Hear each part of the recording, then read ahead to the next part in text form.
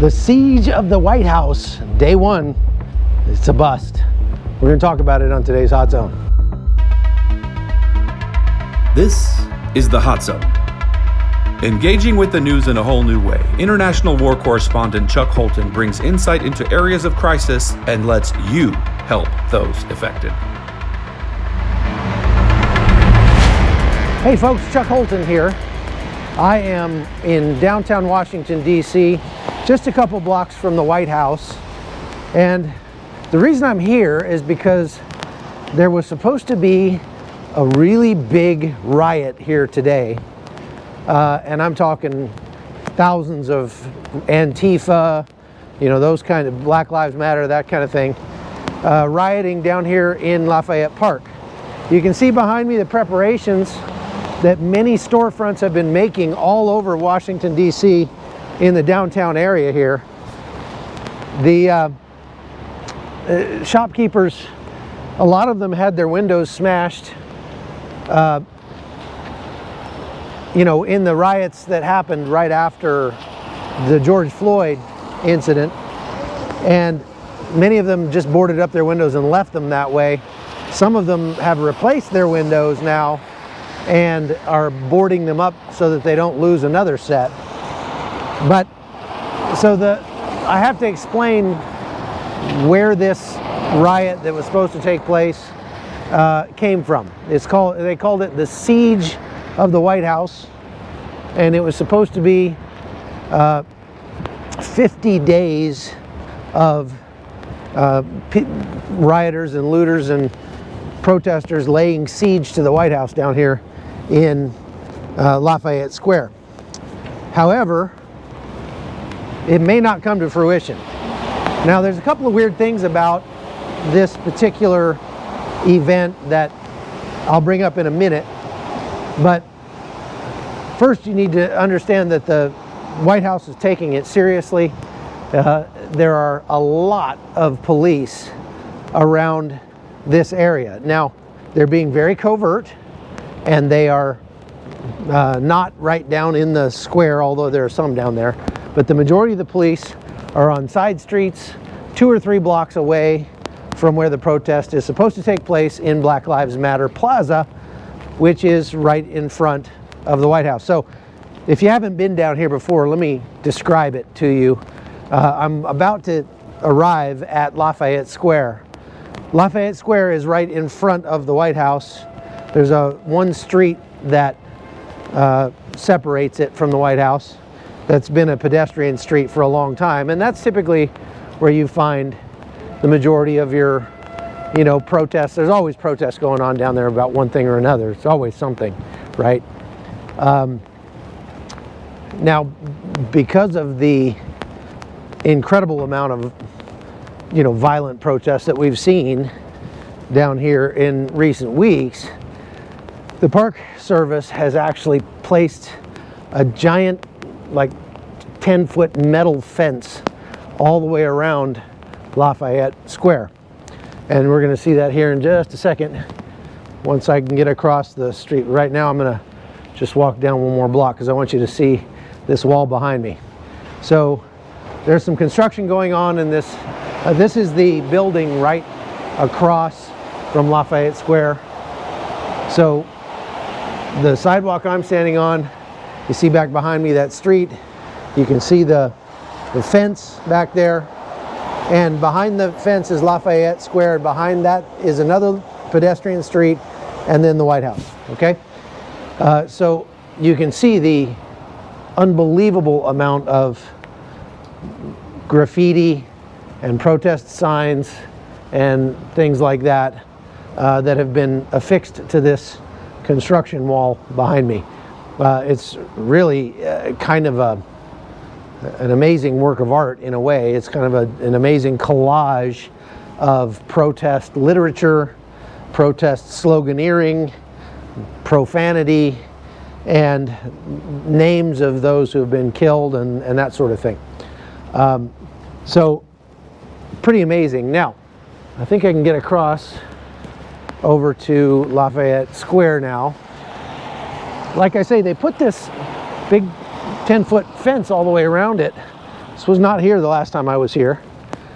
And the reason is because I think they're preparing to be able to actually close the park completely if the riots, were to come in here and get too bad. So this fence right here is the fence I'm talking about.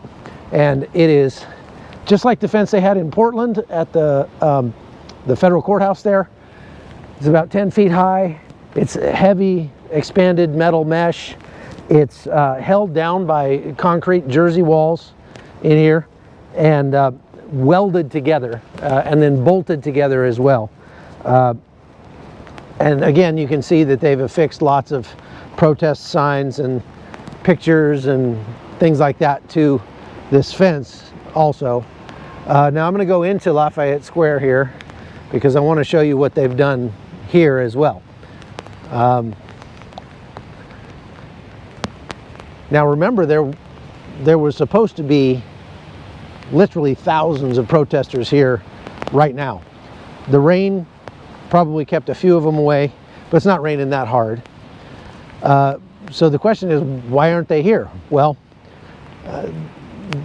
they announced on Twitter earlier today that they were going to cancel the initial opening event of this 50-day siege of the White House. They were going to lay siege to the White House for 50 days. They've been out there in Lives Matter Plaza for weeks now, and they've been on loudspeakers, and they've been literally saying they're going to burn down the White House. They are going to they're going to tear Donald Trump out of the White House.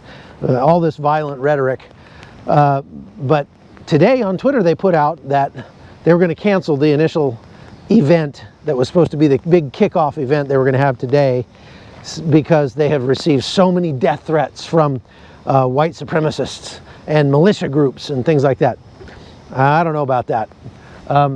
Right here, Lafayette, his statue has been a focal point for their protests since the George Floyd thing, and they started tearing down all those statues and everything all across the country.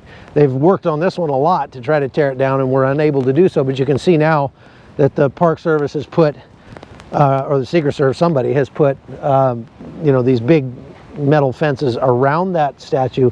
They've also placed those fences around any other structure in this park, to include the power substation back there, and even St. John's Church, which is right across the street. So it's surprisingly quiet here. I've stayed here for a couple days expecting that there would be a lot to cover, but it's empty. There's almost nobody here. And so again, the question is why? Well, like I say, they announced today that the reason was that there were white supremacist groups and groups that had been sending death threats and that sort of thing. But like I say, I don't know about that. What I would tend to believe is that they got a phone call from somebody in the Democratic committee saying, hey, ixnay on the protests, right?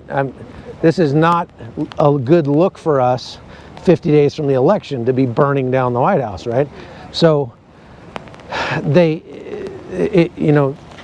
we're just now starting to see politicians coming out and denouncing the violence on the Democratic side. They've been denouncing it on the Republican side since day one, but they were sort of tacitly facilitating these things on the Democratic side, hoping to be able to blame the violence on Donald Trump. That sort of backfired on them when Kenosha happened. It backfired on them starting in Minneapolis and on through. And unfortunately, the Democrats have started to figure out that they're being pegged with supporting things like criminals and looters and rioters, and not these, just protesters, that sort of thing. So you can see the White House there behind me.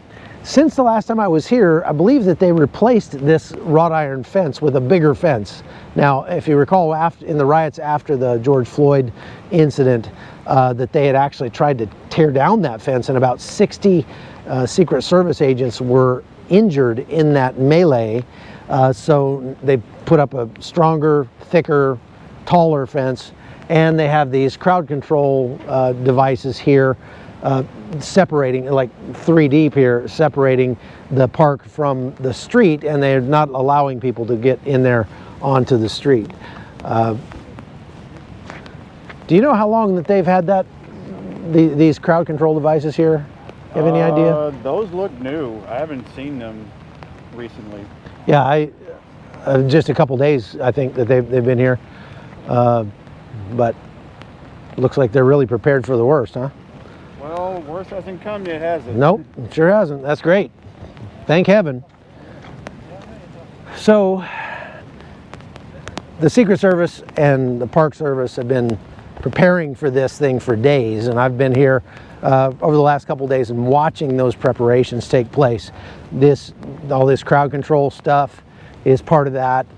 The fences were here when I got here, but they haven't been here for that long. They've just been here maybe a few weeks at most.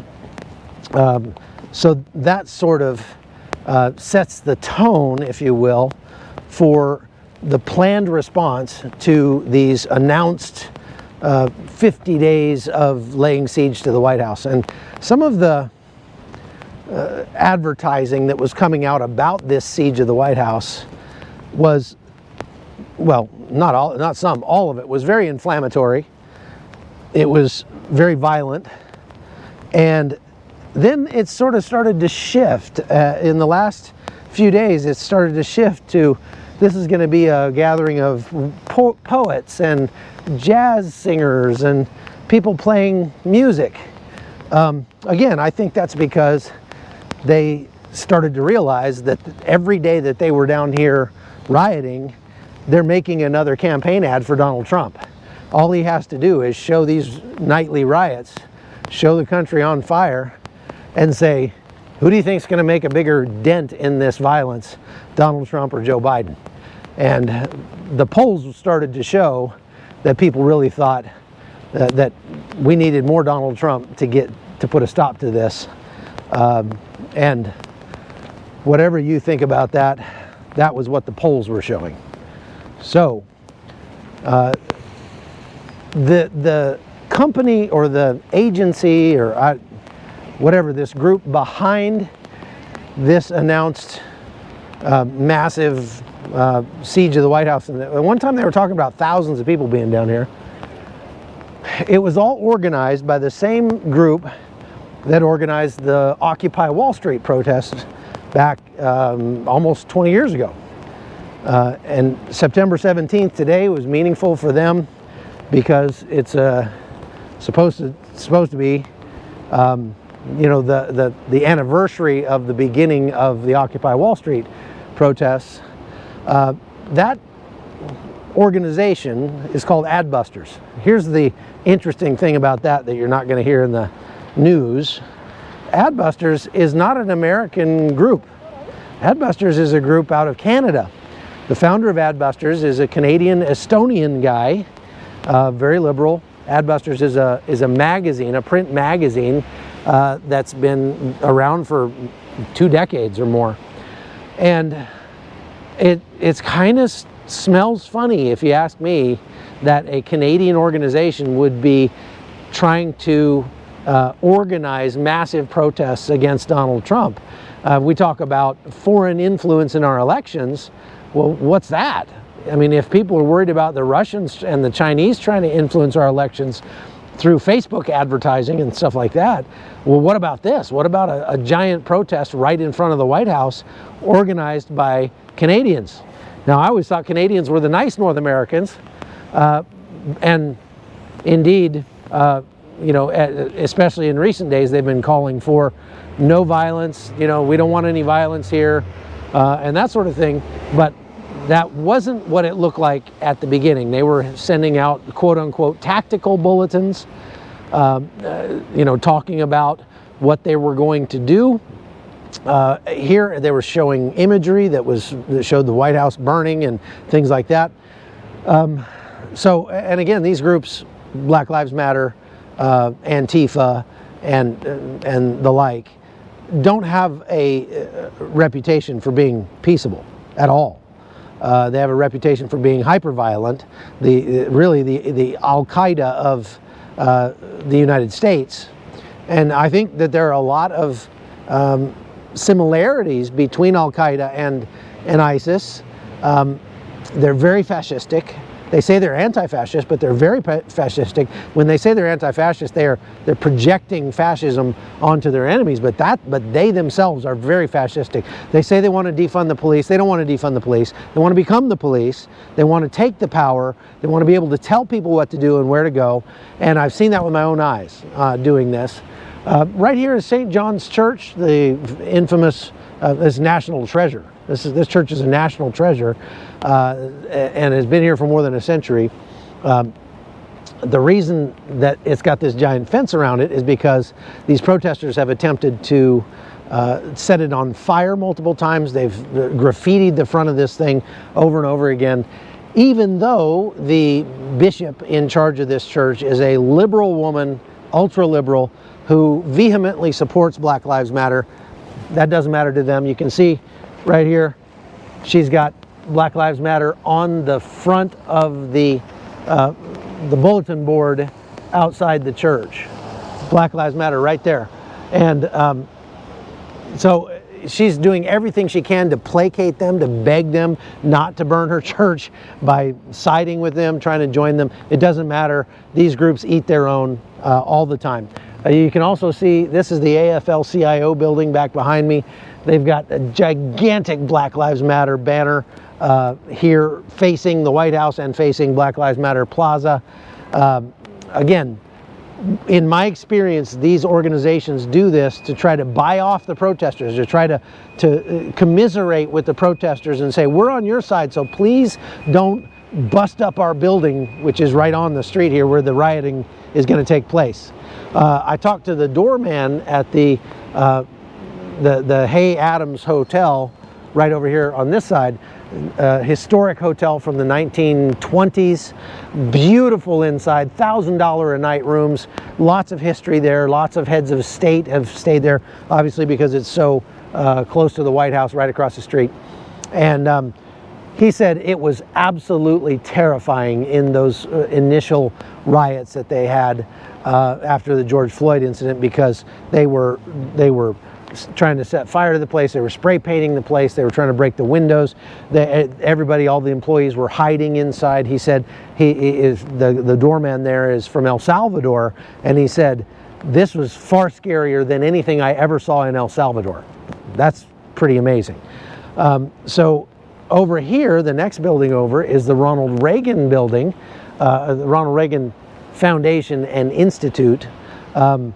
Obviously, that is all boarded up. That Ronald Reagan is not going to be very popular with the kind of people that are going to be demonstrating out here in Black Lives Matter Plaza. So they've had that boarded up for a long time. Again, they also have Black Lives Matter, plastered all over that building. The AFL-CIO building over here, Black Lives Matter plastered all over the plywood that they've got over their windows to keep them from being smashed. I'm walking on I don't know how much of that you can see, but I'm walking on the mural that was painted out here by Muriel Bowser, the mayor of Washington, D.C. that says Black Lives Matter in giant letters painted all down this street, which they now have closed. You wonder how far back they're going to have to push this. I remember about 10 years ago, probably during the Clinton administration, when they closed the road on the opposite side of the White House over there. I remember when that happened, and we all thought, well, that's really unfortunate that people can't even drive by the people's house anymore because it's too dangerous. These roads were all open. Now these roads are closed, pedestrian only, and we're talking for now, well, 1, 2, 3, 4 blocks away from the White House. And they just keep pushing it back and pushing it back because we're just not a civil society anymore, unfortunately. People are so emotional about politics these days that we've almost become two separate countries living in the same place that cannot occupy the same space. And I think that is the bigger problem. I'm going to walk back down here as we wrap up. I think the bigger problem, in my opinion, is not Black Lives Matter. Black lives will never matter until black people make them matter. I can't make Black Lives Matter. We don't have that power. The way that people make their lives matter is by doing things that matter. And painting giant murals on the street, that's not something that really makes a difference. People's lives are not going to be changed by that. What's going to change people's lives is love in people's hearts. When we start loving the people we meet, when we start showing people that we care about them, about each other, and that goes both directions. That's when, yeah. No thanks, I'm not into that kind of thing, but are you... Yeah, we're just doing outreach work with DC shelters. I do this to reserve my bed, just raising tips for blankets, food, and hot meals. I ask, can you help us out with a small tip? That's great. Gosh, I don't have any cash. Oh, okay. I don't really carry cash anymore. Problem, I'm sorry, to man. hold you up, sir. No problem. Sorry to disturb you, sir. God bless you. God bless you. You know, I've been approached by a lot of people asking for money since I've been here, and I just don't carry cash anymore. Who does? Who carries cash nowadays? I had one guy say, well, I take Venmo. Anyway, bottom line is, lives will only matter when people make them matter, and you don't make your life matter by tearing down other people's lives, by tearing down the work of other people's hands, or by tearing down their ideas. You do that by elevating your own, by taking the moral high ground. The moral high ground is not found in destroying the people with whom you disagree. Not in a polite society, not in a civil society. That's not how it works. And so, until people realize that, we're not going to see an end to this. Now, maybe tomorrow it will not be raining. Maybe tomorrow they'll get their act together and actually start having their siege of the White House. But for now, looks like the siege of the White House is a bust. That's all I've got for you today. Thanks for watching. I'm Chuck Holton for The Hot Zone.